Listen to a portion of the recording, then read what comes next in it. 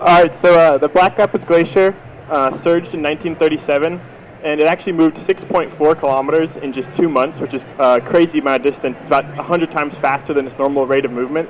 And you can see the outline of the 1937 surge right here.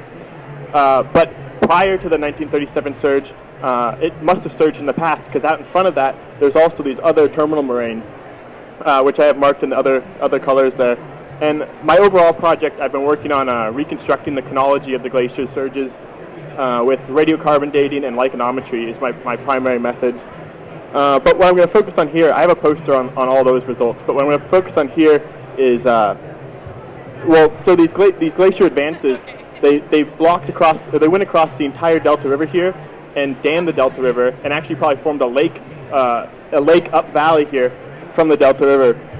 And once the ice melted enough that this lake was able to breach over, either the ice melted enough or maybe the lake filled up high enough that it breached this dam and formed a big Yokelhalp or glacier outburst flood.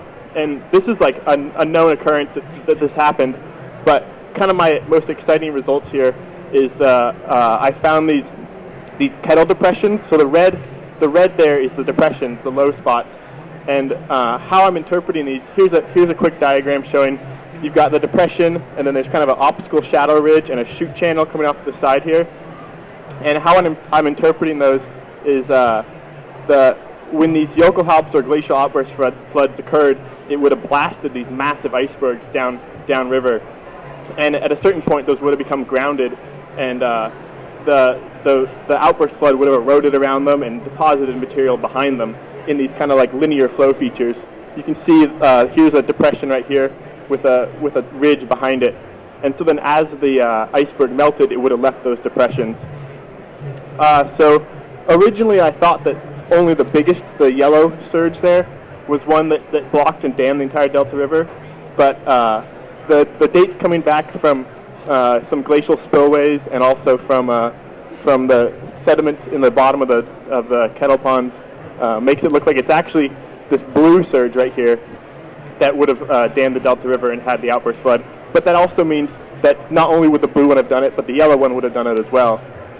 So there's been multiple of these events, and so my future work is to track down the rest of these and see if I can find evidence of multiple Yokelhalps.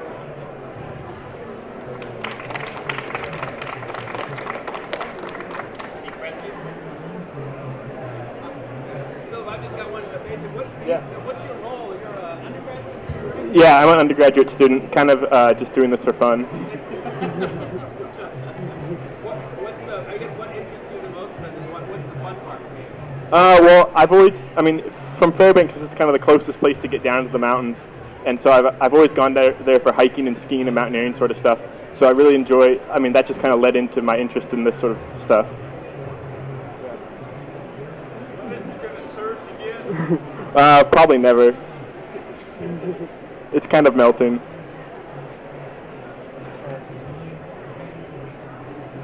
Any other questions? Thank you, Phillip.